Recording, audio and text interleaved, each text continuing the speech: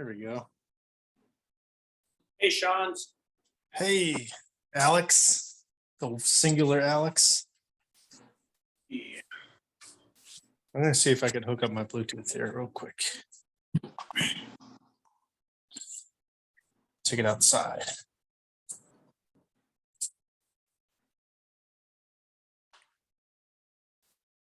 So Sam just set up my phone to be black and white. Interestingly enough, as a tip.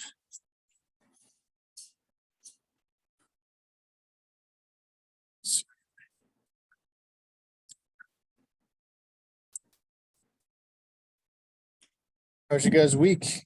They're strong. It's just begun, my friend. What's going Hey. on? Right. Well, I've been incredibly busy. Yeah, just been very, very busy working at this job that I started working on at my client's house. All right, can you hear me? Can you guys hear me now? Let's see. Yeah. Great. Just connected the wrong thing. That's all right. I don't need it. Yeah. So been working over there on top of working my,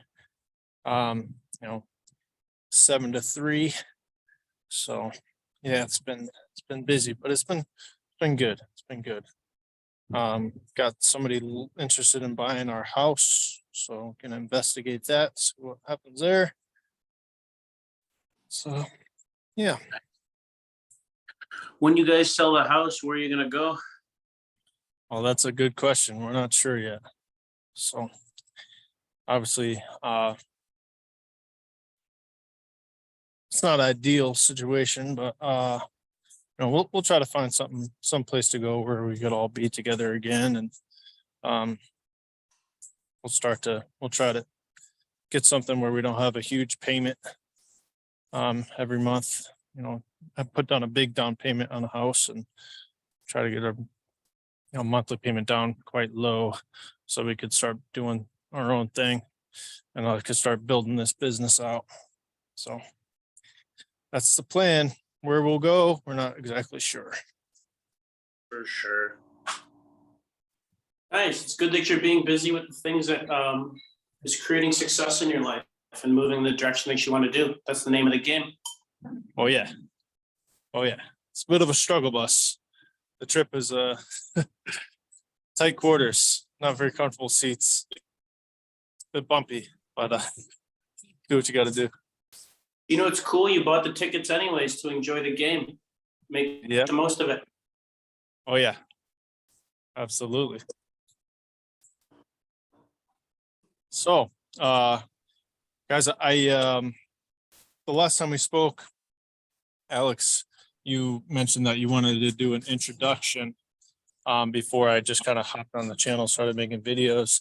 So I didn't know if you wanted to make a portion of this a introductory call. You could just count down 3, 2, 1, bang. Hey guys, this is want to introduce you to my brother-in-law, so on and so forth, blah blah blah. And we could kind of go into the nitty-gritty, or just a overview of who I am and how we're working together. Yeah, for me, what I would first like to do is I want to dive into why we're on these calls in the first place, just so that we're all on the same page and for all intents and purposes, because I really want to be on the same page as everybody, because that's what teamwork is about for me, and make sure that we're reading the same book, and if we're not, to get on the same book and the same page so that we can really work together. That's really key for me in teamwork. So I just want to have that clarity. So I'll start, and then I invite you both to share too why you're on this call. And the reason why I'm on this call is because I want to work with a team with twice as fit. And I see that marketing, and whether it's online or otherwise, is really crucial to helping people understand what we're up to and make a decision about if they want to work with us or not. It also saves a lot of time and effort that would have to be done otherwise by me, which is what I've been doing for the past 8, 9, 10 years on my own. So I'm really pumped about this because Sean, you're looking to do some of the things that I've been learning about and doing all on my own. Mhm. And I don't want to do them on my own, and I never have wanted to. So I'm really pumped about being on this call today. Awesome. Thank you for sharing. Yeah, thanks for being here. Sean, would you like to go first or second? I'll go second.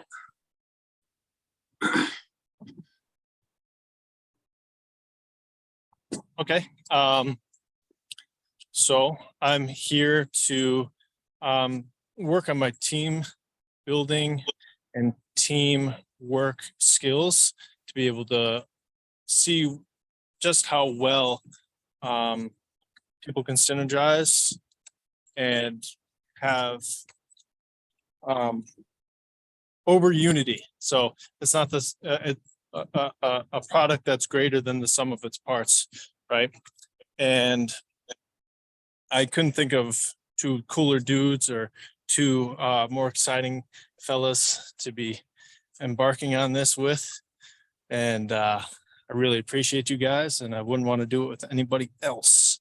So I appreciate you guys and the opportunities. And yeah, man, I really I've been wanting to work on this so bad, and it's been a time crunch, guys. So I appreciate it. And I wanted to mention I picked up this book from our library, and my probably can't read that. What it says. Guerrilla publicity. Yeah, Guerrilla Publicity. So it's a book from the 80s. But I was like, that's kind of cool. Let me look into that. And yeah, so I'm going to be looking through this. And what I've been doing with some of the books that I have is just everyone, maybe have 5 minutes where I walk back and get a drink. And I'm like, I'm just going to flip through this and see if there's something I can find that I might be able to apply. So yeah, that's what I'm looking to do, is learn and apply new skills and create an over unity system. Yeah, man. Thanks for being a part of this opportunity and exploring it. Of course.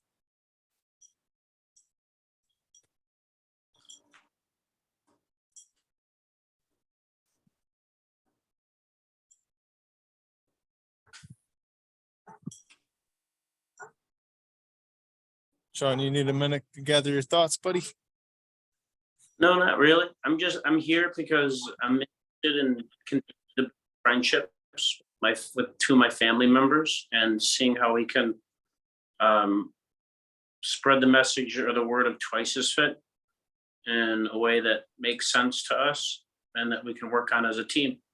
So that's why I'm here, just to continue exploring that possibility.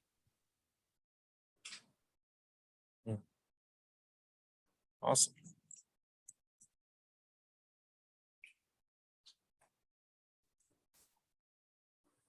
Great.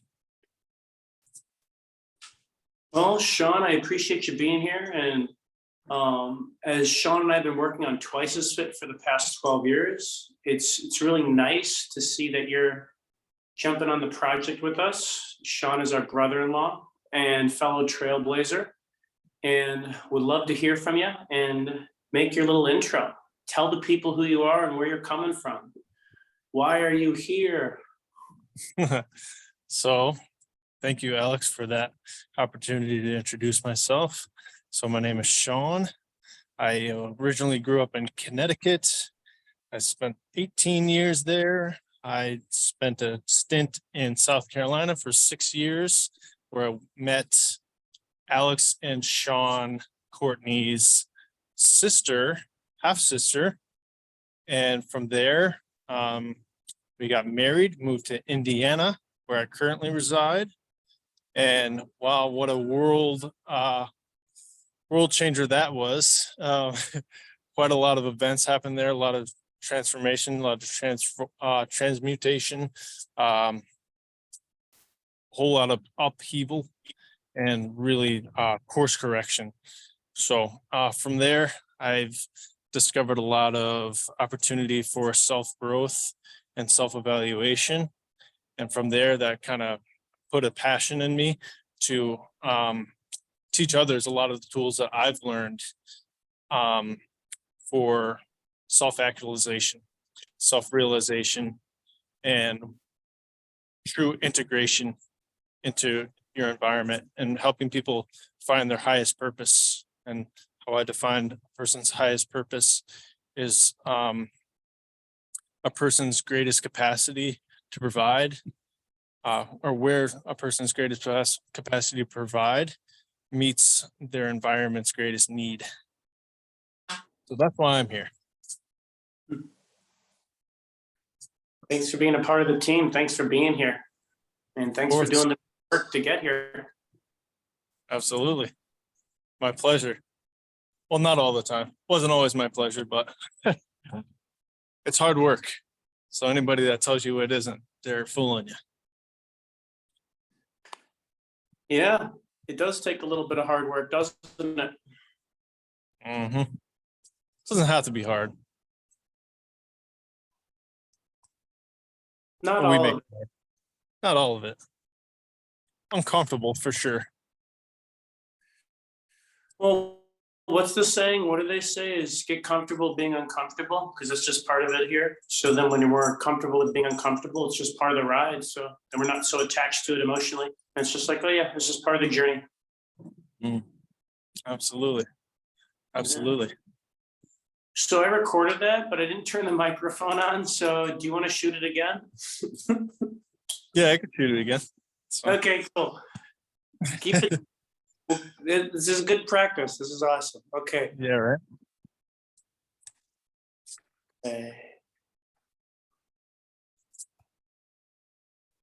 Yeah, this is take two. This is so perfect too. This is just a great example of life and preparing. And as Sean and I have been doing Twice as Fit for 12 years, we have our brother-in-law, Sean, jumping on board and doing the great work with us. Sean, tell the people who you are. Thanks for being here. Sure. Yeah. Thank you again for the opportunity, Alex, to introduce myself. So my name is Sean Hickey. I grew up in Connecticut, spent 18 years there, left there to move to South Carolina, and spent 6 years in South Carolina, where I met Alex and Sean's half sister. And we got married and moved to Indiana. And during our time in Indiana, where we currently reside, there's been a lot of transformation, a lot of transmutation and upheaval and course correction. And in that time, I've discovered a lot of tools and navigated a lot of avenues for self-discovery, self-actualization, and integration into my environment, and really understanding what my purpose here is. And I found that my purpose is to help other people find their purpose. I have a very strong capacity for understanding a person and relating to a person and putting their life in context. So how I defined a person's highest purpose is their greatest capacity to affect change, and where that is, where their greatest capacity is, and where that meets the greatest need of their environment. That is a person's greatest purpose and highest purpose. And that's my purpose here. And I feel like that's an opportunity for me to provide to the Twice as Fit team. And that's my goal, is to spread that message and share with other people the tools and techniques and avenues that I've explored to help them get on their way to actualization. Thanks for being on the journey. Thanks for sharing. Yeah, absolutely. All right, we got it this time. Wait, no, the microphone was off. No, I'm just kidding. Got to mess with you a little. I'll polish it up a little. You're welcome for the practice. So yeah, that's good, and I appreciate you sharing that. It's a good reminder, and I find that that's really the heart of the matter for Twice as Fit. It's really about the blood, sweat, and tears proverbial. It's like people who are really putting in the great work, and people who want to do things a little bit differently, keep things simple, and also able to explore complexities of life. Because we know that when we get into this avenue of health or training, whatever we want to call it, a lot of the times people are dealing with things that create a lot of complications, and the heart of it is really, really simple. And that's really the backbone of Twice as Fit, is keeping things simple. And we have a quality product, service, and it's about building relationships. Those are like the two pillars of Twice as Fit. It's building good relationships and really getting to know people, because people don't care how much you know until they know how much you care, and also providing quality service. That's really the backbone of it. So thanks for being here, and thanks for doing the work. And it means that you've done a certain level of work to be here today. And also, we're giving you a little bit of slack since you are a brother-in-law. Yeah, yeah, of course, man. And beggars can't be choosers. So I know you've been looking for a while for somebody to take on this role, right? So I don't pride myself in being a part of the team. I know that it's it's a hard role to fill, and sometimes it takes somebody to carry that role, put it on their back and carry it. So, and I'm willing to do that. I'm willing to prove myself, and yeah, thank you guys for that opportunity to prove myself. Yeah. It's really simple. It's really simple at the end of the day too. And it requires some hard work for sure. But also it's really, really simple.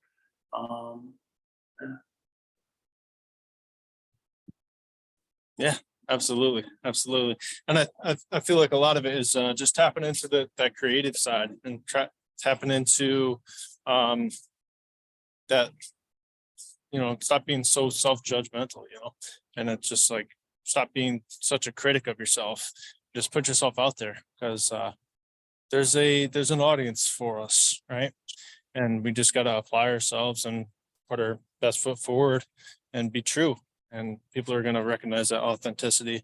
And maybe it isn't hard work. Sometimes you got to put the time in when you don't want to put the time in. And that could be hard, but it's not backbreaking work, right? And it's simple. Just be yourself, and put forth the message that you deem fit to be put forth.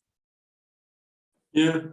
Well, what I've always said to the students and the clients that I've had is that, it can be as hard or as easy as you want. And it just really depends on your goals. Like if you want to climb Mount Everest in, 3 months, and you haven't really trained for it, but you're hell bent on climbing it in 3 months, you're going to have to change everything massively, and if you want to play more of a long game, then it's just about making sustainable changes and, playing the long game in that sense. So it's really not up to me how hard or easy or simple people want to work. It just comes back to your goals and what you want to really accomplish.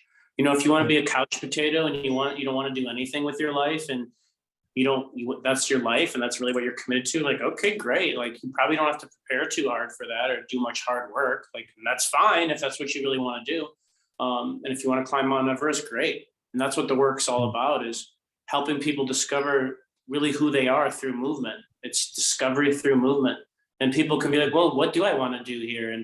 And my experience has been, how did I come into this world?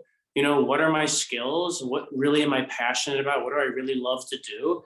And what are my greatest learning opportunities here? And when I look at that trifecta, the triangle, whatever the hell you want to call it, then I can start to really understand like who I am, like who I choose to embody and be, and what do I need to do in order to prepare for that and continue to do that. So it's a long game, consistently showing up and doing your work. Yeah.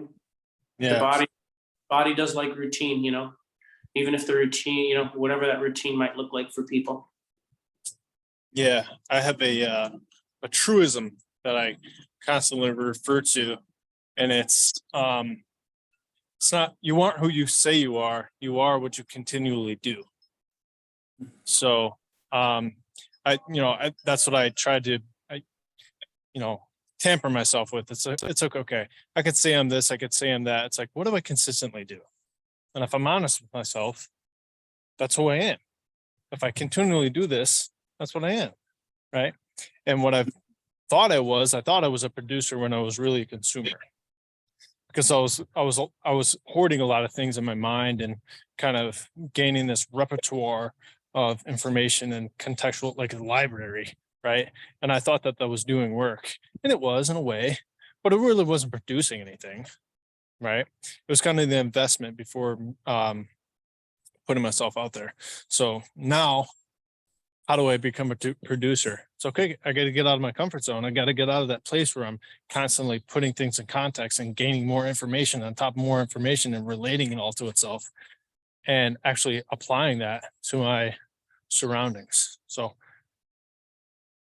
whenever you guys find yourself answering the question, who are you? Look back at what you do. What do I continually do? Because that's who you are. For sure.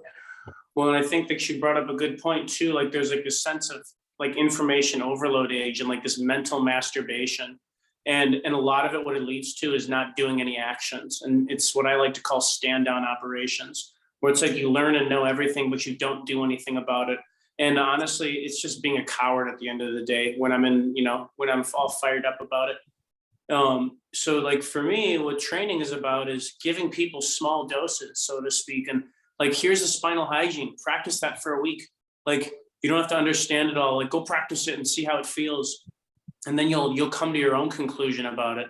And we can always, dive into it more with our next session if you want to come in for another session. But it's like, you give people little bits of information, impactful information, and then go out and practice it, go out and do it, go out and discuss it, go out and teach it to your friends. And then you'll find your own process with it. And then you'll really not only find your own process with it, you'll really actually learn it. And then you'll take it on in a way that makes sense for you. And as you were saying, we're not what we say we are, we are what we do. Like that's because action is the last step of manifestation. So our thoughts, feelings, and then action, right? At the end of the day, it comes down to our action. What are we doing? And, in some cases it's about like, well, maybe I shouldn't be doing certain things in order to manifest what I want, but then ultimately takes doing something. Do something.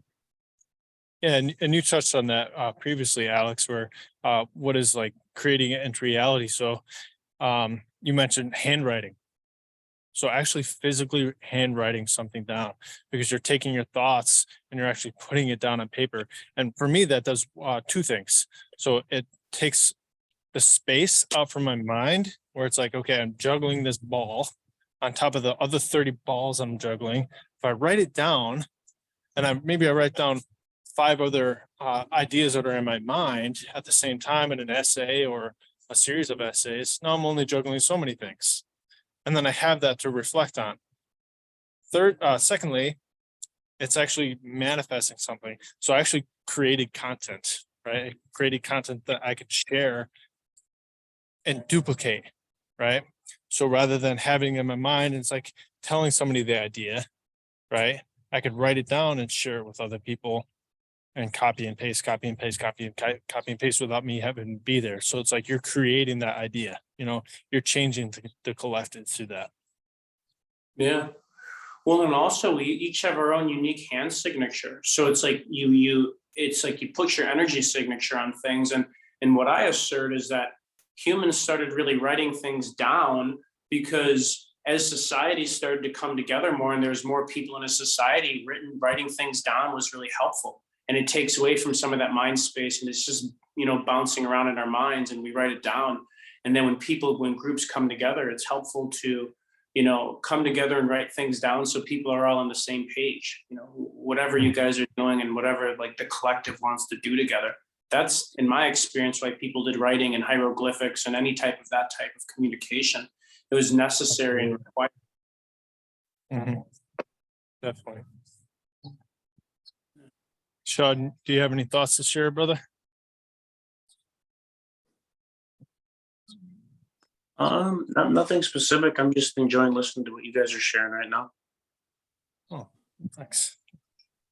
Yeah, I feel like Sean's a doer. He's like, guys, you guys talk too much. Let's just go do it. So I appreciate that about you, Sean. And it's not, it hasn't gone unnoticed.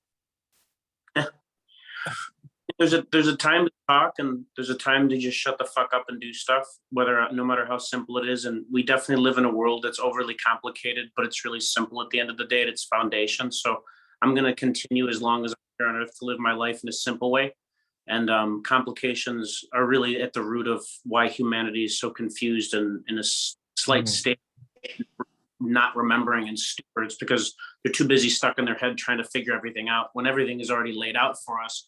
And if we just shut the fuck up and allow things to flow and stop trying to get in the way and throw judgments and shoulds and didn't, blah, blah, blah, blah, blah, like life happens like very fast. So there's definitely work that needs to happen. And also like this whole idea of like it's going to take a long time. That's not true at all. Like manifestation takes instantaneous. It starts with an idea and a thought and a feeling. And yeah, there might be a delay time of it coming in, but once you've decided that something's going to happen, it's going to happen. And it's really just a matter of getting out of your own way and stop pretending like you think you know exactly what it's supposed to look like. If you know exactly what it's supposed to look like, then it's nothing new and it's just a fucking carbon copy repeat. But if we just, again, shut up and listen, and we're guided always. But you know, people want to talk too much. And there's a time to talk, there's a time to explain. And I think that's a very small minority amount of the time. And that's why people are so confused, is because we're just all speaking different languages. But if we just shut up and listen with our hearts to what isn't being said, honor the silence, then very quickly people start understanding each other. Do they agree on everything? No, but we're never going to. And that's a waste of time to try and get to. But we can definitely agree on certain points of our reality. And we could definitely change our reality for the better really overnight if we kind of let go of some of these things that we think it's supposed to look like. Yeah. Sean, there's a concept in manufacturing called tolerance stacking.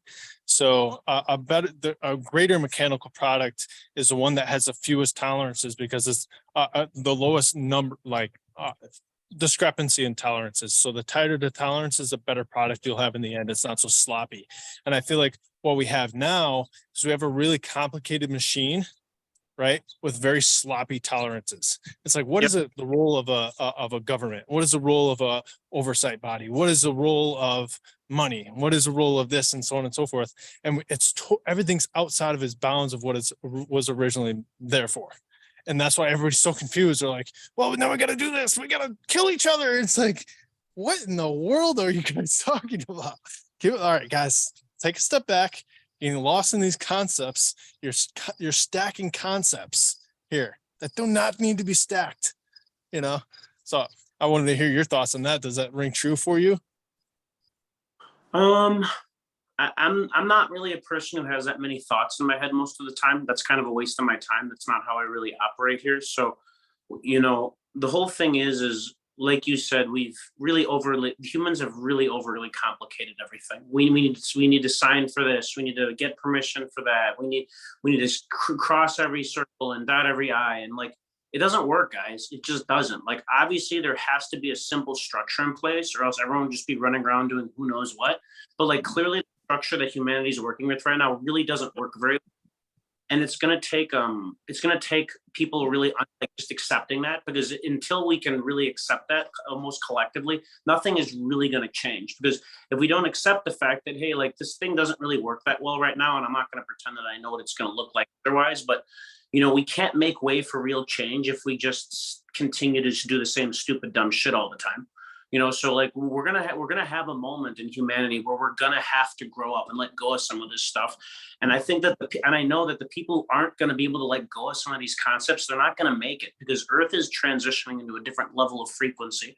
And so a lot of the things that people have been doing for arguably who knows how long, how do you even measure that? They're not going to work anymore. And that's why a lot of people are dropping off and going crazy. It's because the system doesn't work anymore. And it's time to upgrade and pull up our pants a little bit and take off our soiled diapers, because humanity's got a soiled diaper on. It's time to just change the fucking thing and move on, you know. But like, until people are thoroughly fed up with being abused all the time from every angle, nothing's going to really change. And that's what the whole part of this work is when you do this work that we're sharing, you end up loving yourself so much, not from a selfish perspective, but you take such good care of yourself that you see greater possibility for yourself and the people.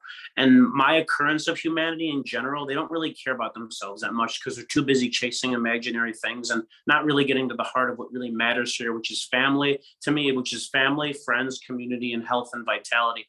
And when we really work on this stuff, we don't have people poisoning our air, food, and water and doing all this ridiculous stuff, running in hamster wheels all the time, pretending that they're living. They're not living. Like, very few people in this realm are actually living.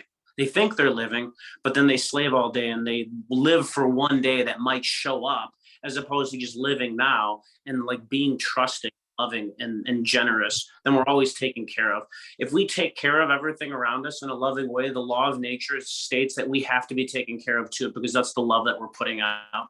So as we become more generous with each other and let go of what it has to look like, I see a big growing up moment for humanity. And a lot of us have been waiting for that moment, because a lot of what we're doing just doesn't make any sense, and it really doesn't work if we're just honest with ourselves from a non-judgmental, trying to take sides with it just really doesn't work very well.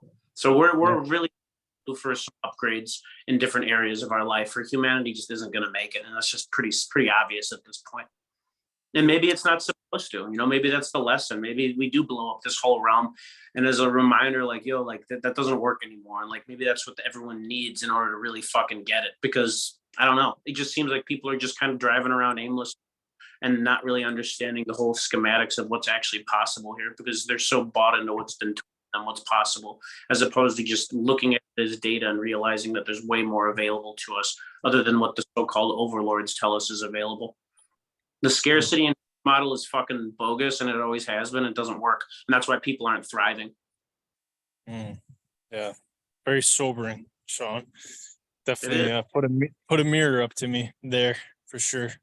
And obviously there's certain stuff that we need to do for ourselves, but that's not enough anymore. Like, we really need to collectively pull our fucking diapers off that's been soiled and start really like strategizing as community leaders and beings of this earth. We really need to start strategizing differently and thinking about things differently, or we're not going to get any change here, guys. It's just not going to happen. But it really starts with us continuing to do the work that we came here to do. So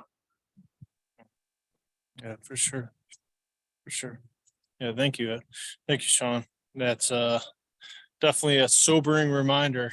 And it's easy to get off track, man, for sure. We get a lot of these ideas and concepts and start to listen to other people, and that trap. The cheese always leads to the hamster wheel that drives the generator that fuels the prison of our enslavement. So yeah, definitely feel that. well, when we put the energy how it's supposed to run here, like, there's balance, and like, we're just not sure collectively for the most part here. We live in our boxes, we drive in our boxes, we sleep in our boxes, we supposedly die, we get shit in our boxes. Like, it's a very strange paradigm of really trying to shield ourselves from a real actual balance point, which is, nature. If it wasn't for nature, I mean, what kind of reality would we be living in? So it's like this constant fight against nature doesn't really work. And like, when we really like in this reality, everything has been set up for everything. And people get weird about this word, but everything was set up to be worked with for free. Like, we're not supposed to be paying for food or energy or any of this stuff. Like, the earth actually provides that as a baseline support for our needs here. And I can't remember who has this quote, but the quote is like, why should I have to pay for an earth that I was born into? That makes no sense. Like, obviously there has to be some sort of labor exchange, like things need to get done, but like, we're not tapping into this energy source of the earth. We're poisoning our air, water. We're making technologies that go against nature, and people wonder why everyone's so unhappy and running around thinking they need to do more. They don't need to do more. You just need to do the right thing and do less, so that you're fucking fueling the system that doesn't really work for few people.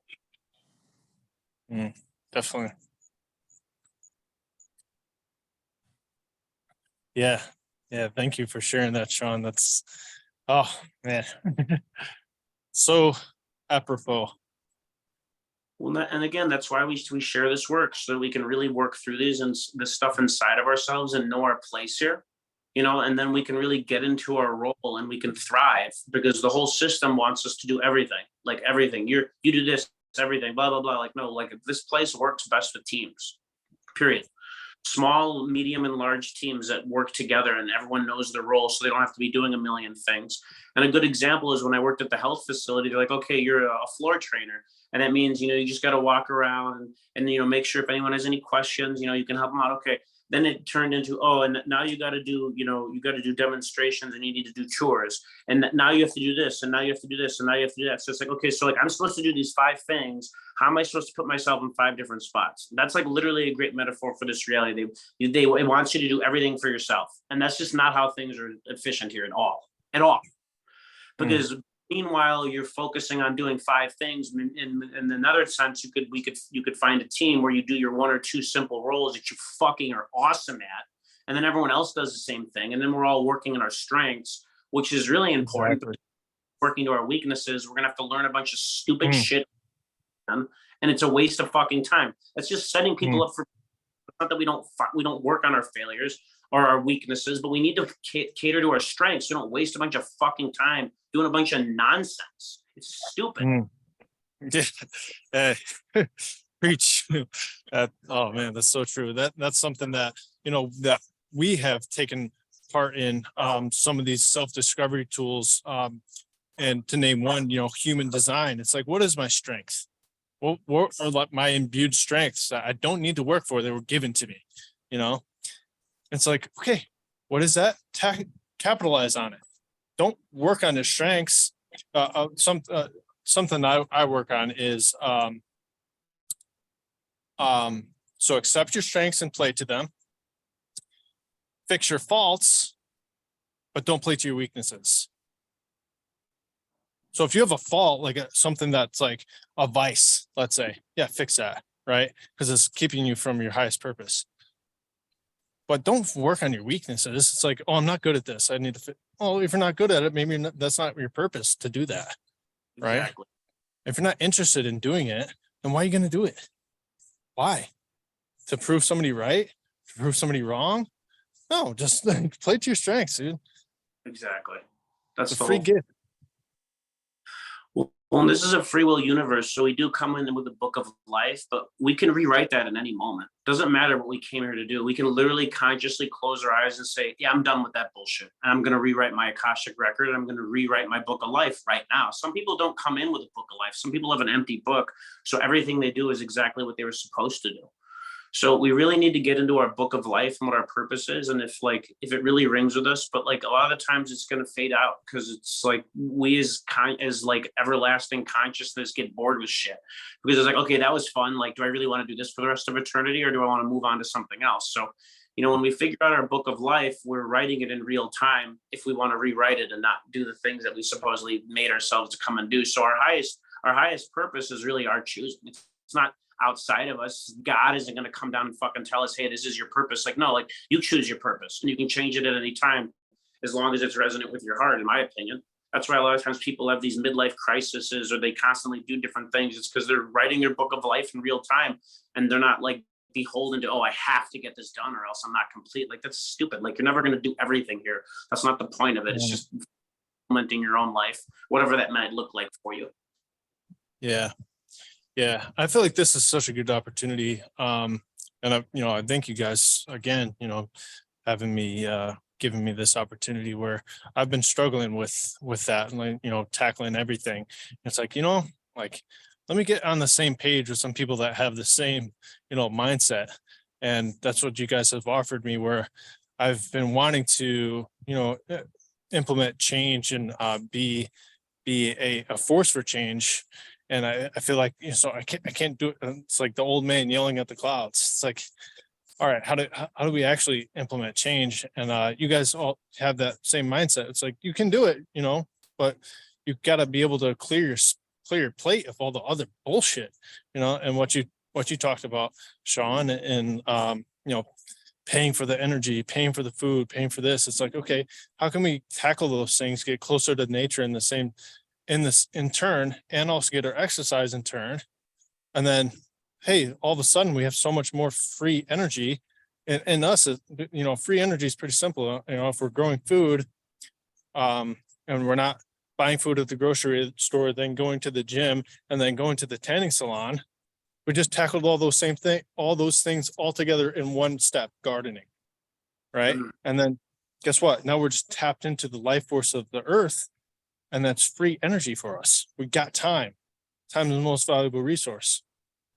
So as we explore these things, and I know that you guys explore it, and Alex, you have your garden at Larry's place, and man, that's like so awesome, you know.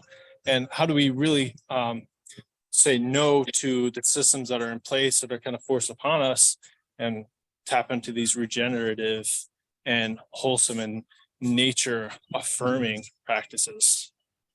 I feel like we've already said no to this system, so I don't even think it's about even giving it almost any sort of real attention. It's just really about focusing on what we need to do and the simple things and gathering the team members, so to speak, and just doing it, you know? Again, it's just like, there's this whole fight about, oh, who's going to be the president? Like, guys, I'm not really sold on this point. What I am sold on, though, is people knowing their role in the community and understanding how to communicate with their neighbors and create a different level of reality because we take care of each other. The sense of humans taking care of each other is like something you really have to look for, because everyone's a lot of the time too busy running around. But if we just stop, look, and listen and focus on taking care of each other, then everything would get taken care of. But it's been reversed. We're supposed to always focus on ourselves and do everything for ourselves, which is great. But then, like, where's the community aspect? And then where's the putting energy towards it? Yeah, let's take care of those neighbors' kids down the street. They have work for 4 hours or like whatever it is. Like the way we live in society is just strange and very compartmentalized, and we wonder why things don't change. We really why. Pretty easy why it does, because we're living our life with tunnel vision when all we need to do is open our fucking eyes and take the blinders off. It's just really that simple. Guys, I want you to read my shirt. Find your tribe. Exactly.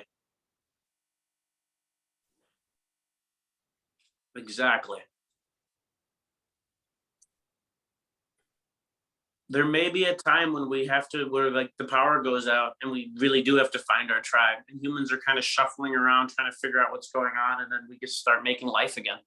It could happen in our lifetime, guys. We don't really know what the rest of even today looks like.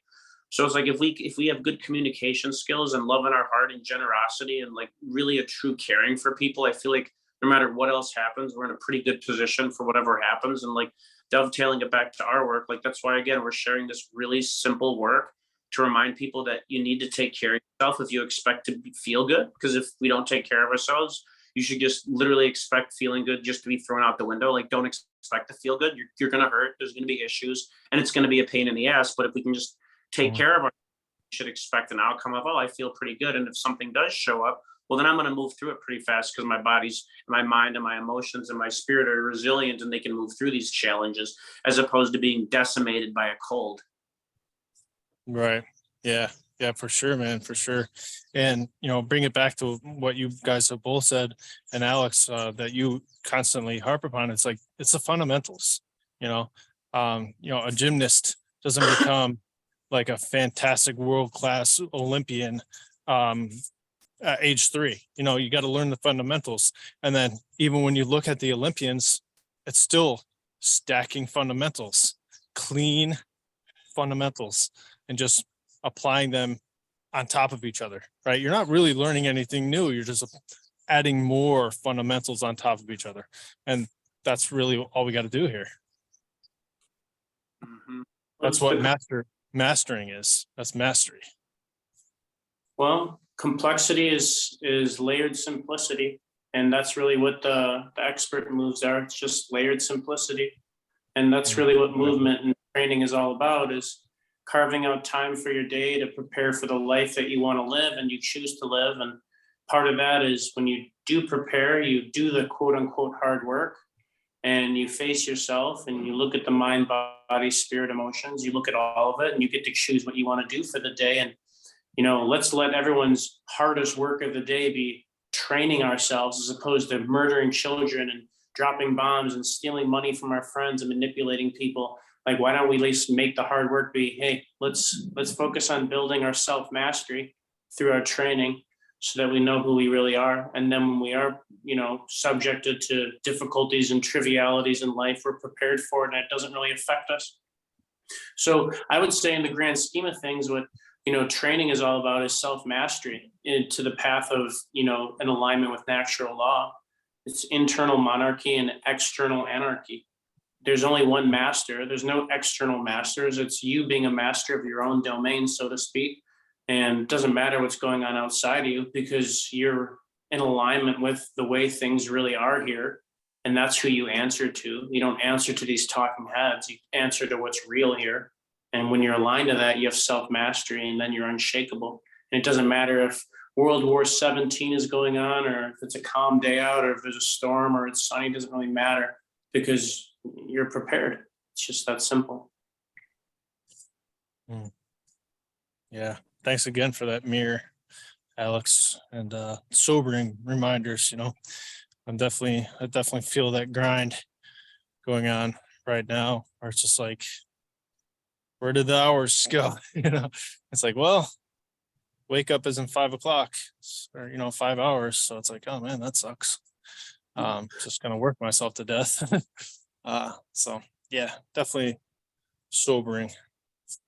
Well, it does take some hard work, guys. Let's just be real here. That's where the reality is here right now. And, it takes consistency. And, if you're going to work on what you love and what you're working at and what you're working towards, like 30 minutes a day, it's going to take a lot more time to manifest. So, talking to the right people and having the right conversations and, practicing, like, for me, like I do this work all day, every day, like, and I don't feel tired at all. And it doesn't feel like work. It's just my life. So how can we do work that's not really work? It's just how we live. And this is how we interact. And this is how we move. So, that's what I've noticed the most successful people in life. And I'm not defining success by money, although that's one of the markers right now in the reality.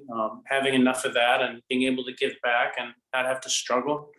And also being healthy and doing what you really love, the hobbies and doing the work, the career, whatever you want to call it, that you can contribute to society by and large in a good way and feel good about it and give back in a good way. Yeah. So, The money thing is tricky. It's a tricky one. It's like, is that really a marker of value? Because I feel like there's a lot of homeless people that can provide tremendous amounts of value in what we're talking about. It's just doesn't fit the paradigm we're in, and they have, dimes and nickels to their names. And, that's why it's our job where it's like, we could find that balance. We could be, have enough entrepreneur, like we could fit the mold enough, but still want to like change it, and have the capacity to be forces of change within that. And, pull our brothers and sisters that don't fit the paradigm at all, that would fit a healthier, more natural paradigm a lot better. That's why it's our job to, create that reality. Yeah, money's a really fascinating thing. It's really interesting. And my experience with it is whenever I've had ill feelings towards it, or I feel scarcity or whatever ill feelings towards it, I never have enough. And when I'm doing what I love, and just doing it with joy and really like being in alignment with my purpose, there's always more than enough. And I always have enough to give to the things that I want to support. And recently what I've learned, this was a really interesting perspective, take it or leave it. I've been reading this book called Sacred Economics by Charles Eisenstein, who I find to be a really great mind. And he came out with the coronation a little bit before, it was like, I think a little bit before coronavirus came out. But what he is saying in his book is like, the idea of exchange, like it's more of a cycle, like a spiral. Like that's how it used to be. Like, when we were more in tribes. And what he was saying is like people just give each other stuff. Like, if you need this, you need, like a babysitter, you need like gold, you need whatever it is, like you would know incidentally to come back because you're in the same tribe. So everyone would take care of each other.